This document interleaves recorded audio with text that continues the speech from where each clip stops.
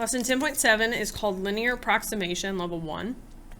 Let f be a differentiable function.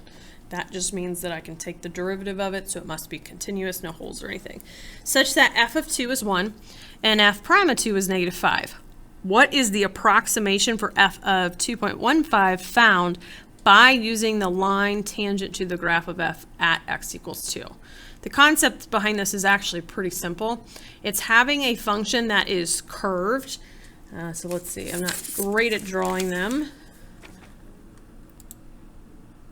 Let's see something like this. I have a curved function. That's the whole point of calculus, is finding things with curves. And I know from this f of 2 equals 1 that 2 is my x and y is my 1. 2 is my input, y is my output. So I'm going to make a point. Makes it easier for my brain, 2 comma 1. I also know the slope at 2 is negative 5. So I'm going to put m, back to algebra, m for slope is negative 5. What I am trying to do is make an equation, a linear equation of the tangent line using this info to then use it to make an approximation for when x is 2.15, which would be just slightly after 2.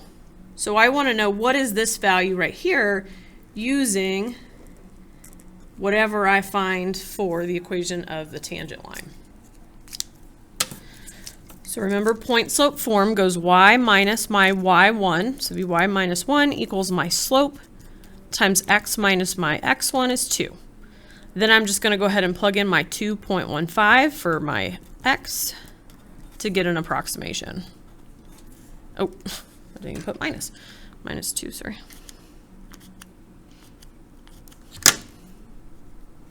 Okay, order of operations, I would subtract first. So I would think 2.15 minus 2 is just that 0.15.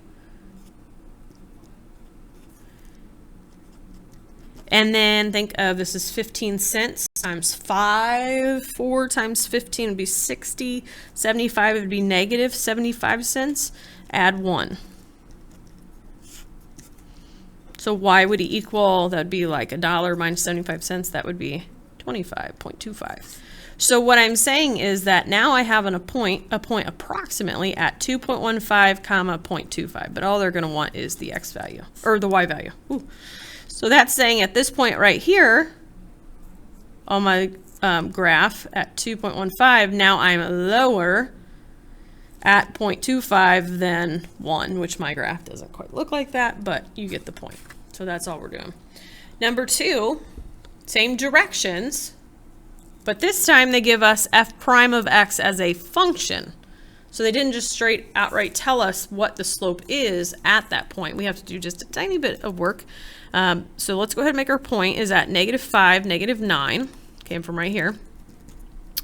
Then let's find the slope by plugging in our x value of negative 5. This means to find the slope at negative 5, we're going to take 2 times our x value plus 8. That would be negative 10 plus 8, which makes a slope of negative 2. Make your linear tangent line function y minus negative 9 equals negative 2 times x minus negative 5. And then we're going to plug in a new x value to approximate what y is at negative 4.9.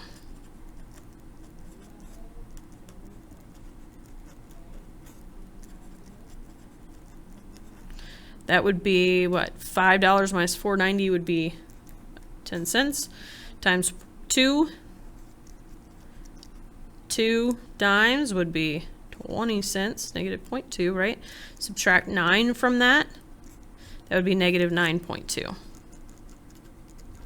That's the only answer they want, but what it means is you have a graph that's something where you've got, that was really bad, sorry, but that you've got a point here at negative 5, negative 9, and then they want to know when x is negative 4.9, so slightly to the right of that, what is your new y value? And we got negative 9.2.